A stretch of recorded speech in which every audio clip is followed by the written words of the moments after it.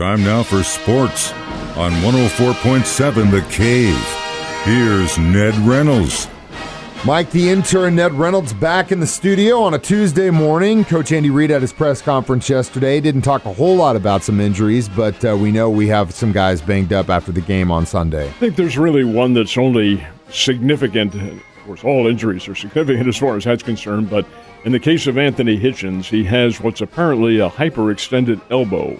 Now, what that does in terms of Sunday's game with the Tennessee Titans, that remains to be seen. More than likely, he'll be used, if he can play, in a secondary role as opposed to a starter, but the fact remains he does have that injured arm, and that does. It sucks. I wrestled in high school, and it happened to me, and it sucks. It hurt. It's not fun. It hurts. Anytime you hyperextend any joint, a knee, an elbow, a foot, whatever the case might be, that takes some time to heal. And when you're playing pro football, you probably don't heal until the end of the season, but that remains to be seen. If he's tough, and he is, he'll be able to overcome that circumstance. But that's apparently the only one. The others, I was worried a little bit about Travis Kelce with his wrist, but apparently he's going to be all right, and it could be that Chris Jones gets back in the lineup this week. Hopefully we get Chris Jones back in the lineup. I like the changes. I liked having Thornhill out there a little bit more on Sunday. I thought that was key. And I Sorensen doesn't deserve all the hate he's getting. I think he's more of a situational player, and he doesn't need to be out there so much. He is a scapegoat. Yeah, and I think anytime you run into a scapegoat situation, that is totally unfair. He's a good player. He's not a great player, but he is a good player. He has. So hopefully now they've seen some things, and they can do some things, and we can feel better about the season. But, man, I tell you what, last night's game got me a little concerned. We got the Titans beating the Bills. They got a short week, but at the same time, the Bills gave us a run for their money. Titans give the Bills a run for their money. The Titans beat them 34-31, beat the Buffalo Bills. The Bills had a chance at the end of the game. They were on the 1 yard line, I think it was, as time was running out. Tried a quarterback sneak I'm a little surprised at this judgment, as opposed to a field goal to send the game into overtime. They decided to win it right there. And when the quarterback slips and falls, you don't really have much of a chance. You got one shot. And that was it. And they weren't unable to score, unable to get any points on the board, and Tennessee wins the game. It was really two evenly matched teams. Derrick Henry, another big game. He's a load, I'm telling you. Now the Chiefs will be primed and ready to stop him if they can, but Tennessee has other weapons too. They do. And when you get into that situation, you have to have a total focus on the part of your defense, and I'm sure they are. But do they have the manpower to be able to stop that team? We're about to find out. We are. The only thing I know we got going for us right now, the Titans have a short week, and we get an extra day of relaxation. So hopefully that'll go into our favor. But, again, it is in Tennessee, so we'll see what happens. Last but not least, after the Missouri State Bears won in a pretty handsome fashion at their homecoming game over the weekend, are they moving up in the FCS standings? They did. They moved up to 18th among the top 25 FCS teams in the country. FCS is Division 1AA. It's easier to say 1AA than it is FCS, but the fact remains the Bears are still 18th in America. The number one team is Sam Houston State. They are the defending national champions. They won the championship in the spring. Now, remember the 1AA teams played in the spring, Missouri Valley Conference being one of them. So they're back within 4 to 5 months of playing again. And it is pretty doggone good football. Of the top 25, there are 6 Missouri Valley Conference teams. The highest of those Valley teams is North Dakota State. They are number 3 in America. They are the 8-time national champs, and that's who the Bears play this weekend. Man, it'd be great to get a dub. Well, and that's not beyond the realm of possibility. The Bears are playing very well. This is a much, much better, more cohesive Bears team that we have seen in years. They run well. The quarterback is very good. Jason Shelley can do a lot of things in the backfield. He can throw. He's a smart kid, played at Utah State. Now, why he transferred, that's up to him. But the fact is he's down here for 1 year. This is the only year he'll be able to play. And he's a smart quarterback. You can see it when he plays. He has a very good football IQ. He can probe other teams' defenses, figure them out. Case in point was Indiana State. He kind of jabbed and feinted and threw a few maybe left hooks in there and then discovered their weakness, which was the fly pattern, and he nailed the Sycamores right at the start of the second period. Long touchdown pass. In fact, the Bears scored 3 touchdowns in the second quarter and ran away from it. Have a lot of confidence in this team.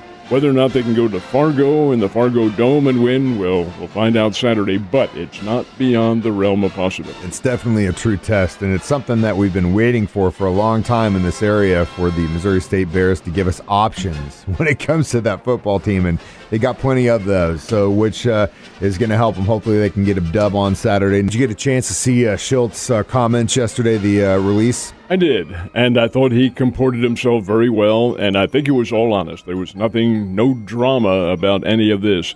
He did have trouble fighting back the tears, and that's perfectly understandable. Here he has been with an organization for 18 years. Given his life to this. Oh, yeah. I mean, he's a Cardinal through and through, and that's the thing that you hate to see, because he, like, you hit it right there. But it is also the profession, and that does happen, and he knew that. He knew this can happen. You get players who are traded. I remember one instance, Mike, down here, when an individual who we know was with another team in the AA League. He's from here, and he was traded while he was here.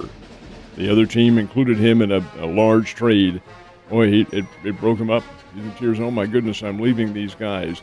And a friend of mine counseled him and said, hey, it's part of the game. This is what you deal with. Well, in the case of Schilt, he understands that, but he does not understand why this has happened, unless he's hiding something from us. And according to Mr. Moselak, there are circumstances involved that could not continue. Well, Schilt, in a way, admitted to that. He said, yeah, we had differences, and it didn't just begin at the end of the season. It was ongoing for quite a while. So he falls on his sword for the team here, and if the Cardinals make things happen in the right way, then indeed they'll come up with a new manager, somebody who can pilot this team to success. But it's not going to be Mike Schilt. It won't be long before he's back in the game. As a matter of fact, according to reports, he's already been contacted by the San Diego Padres. Yeah, I heard that. And Schultz good. He's a baseball man. His one problem, and I'm having not played the game myself, I don't know whether or not this is a significant problem, but I'm told players respect greatly individuals who actually played the game, and Schilt did not. He didn't play Major League Baseball, did maybe in college, but the fact is he did not play, so the players, and it's not a tangible mental aspect on things, look at that and say, hey, he can't be one of us.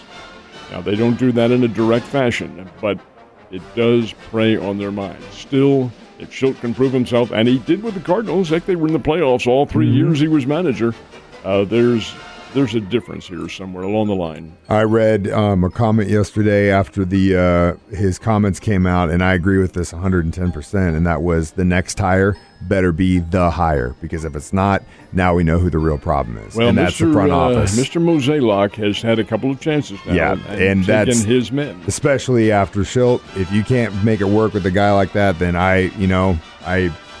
we all know what the problem is, but like I said, the next hire better be the one. And Mike, there is nothing permanent about that position. No, there is not, sir. There is not. So, speaking of being permanent, nothing is permanent in the playoffs. What's going on in baseball? I really felt like the Houston Astros had the better team, and it might turn out that they do. But right now, the Boston Red Sox have a 2-1 lead. Beat the Astros last night 12-3 at Fenway Park. And how about this for a stat? And this is something that hasn't happened before. In this playoff series, there have been 3 grand slams. 3 of them. 2 in the one game on Saturday. 1 again last night. Kyle Schwarber, the former Chicago Cub, blasted one into the Fenway Park right field seats with the bases jammed. That gave the Red Sox a 6-0 lead. That was only half the number of runs they would score. 12-3 was the final score. Red Sox win it. So Boston leads 2-1. They'll play again this afternoon. Early this evening at Fenway Park, and then the Dodgers and the Atlanta Braves get their series in Los Angeles underway, and it's up to the Dodgers to win because the Braves have a 2-0 lead in that series. been exciting, and it'll be crazy if they win it by another walk-off home run. At that point, I'm going to have to call collusion with someone. Something is going on here. That's when we need an investigation of Vegas. That's when I'm like, okay, something. This is too crazy. So, Kenny Chesney, country singer, big Tennessee fan. What do you think he thinks about the trash getting thrown around at that game? I'm sure not very much. And neither does the Southeastern Conference. No, they do not. So how much? $250,000. Of course, that is the standard fine when fans rush the field or when the fans have anything to do with maybe circumstances that are considered to be antisocial, and that certainly was. Throwing trash on the field and throwing golf balls at the coach, Lane Kiffin. Hey, this is unacceptable. It also is what happens, number one, when you have a lot of young people in the audience, and number two, when those young people have been imbibing, and when your team isn't doing very good, hey, that's the way it goes. Actually, Tennessee is not all that bad this year, but they were getting beaten on Saturday night. Yeah. So the fans didn't like that at all, didn't like a call that was made by the officials, so they throw trash on the field, and that cost the university $250,000. Drop in the bucket for that university, but still, that's a lot of chocolate chips. At least they weren't setting garbage cans on fire, which would have been just as important, I'm sure, if they wanted to get that message I've seen that thing happen, too. I know, Ned. Don't go setting any garbage cans on fire today, all right? I'll see you tomorrow.